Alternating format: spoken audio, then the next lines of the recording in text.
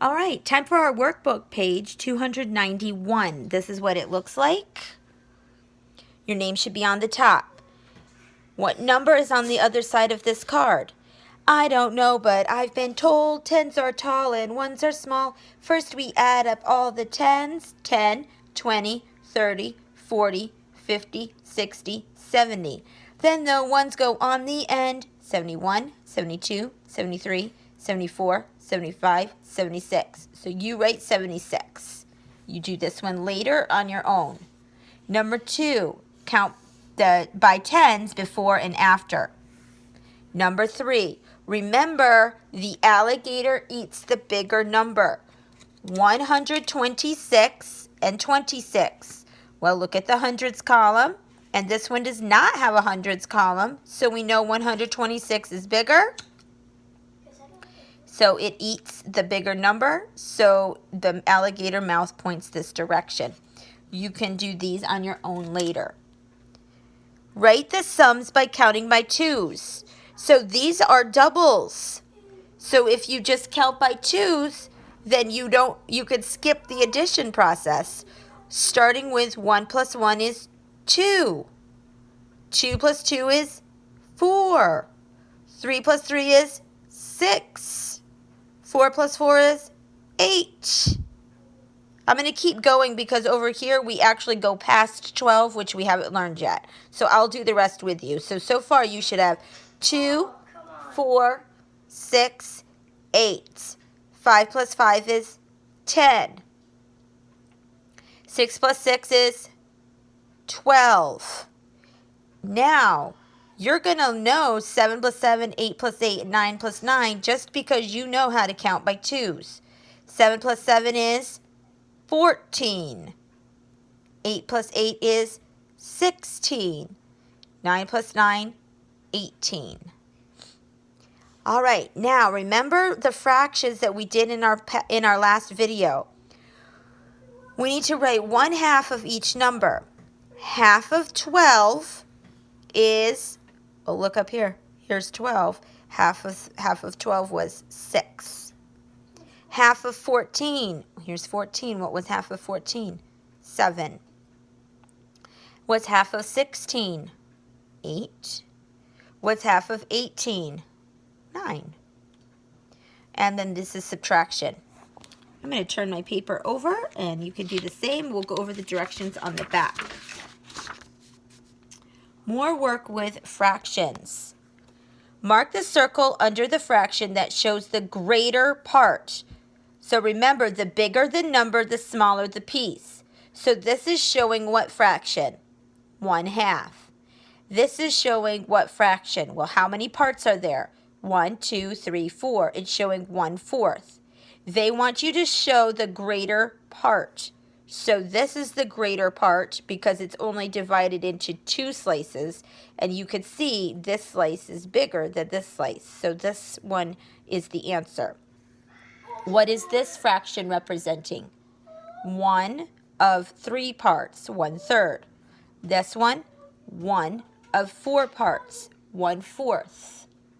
So which is the bigger piece? You can see that the 1/3 is bigger than the 4th, not by much, but by a little bit. So this is your answer.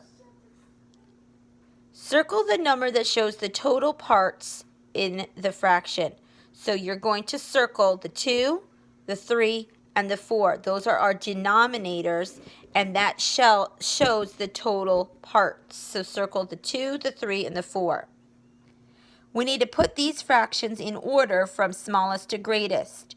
So the smallest is actually going to be 1/4, 1/4. Because when it's divided into 4 pieces, it gets the smallest amount. The greatest is what? The greatest is 1/2. It's the biggest fractional piece. So that means between is 1/3. 1/4, 1/3, 1/2. Mark the circle under the correct sign. So we're still going to be working with greater than and less than, but this time we're going to compare fractions. So you could use these pictures to help you. 1/2 or 1/4? Well, do you want a piece of pie this size or a piece of pie this size? Well, I don't think you could eat it all in one sitting, but this would be the bigger. So you want to color in the greater than sign. 1/4 or 1/3? 1/4, well, that's these. 1/4 or 1/3? 1/3 is bigger, so you'll use the less than sign because you're coloring in this one. 1/3, let's see, 1/3 or 1/2? Again, 1/2 is bigger because it's only broken into 2 parts, whereas 1/3 is broken into 3 parts. So it gets the less than sign because 1/2 is greater.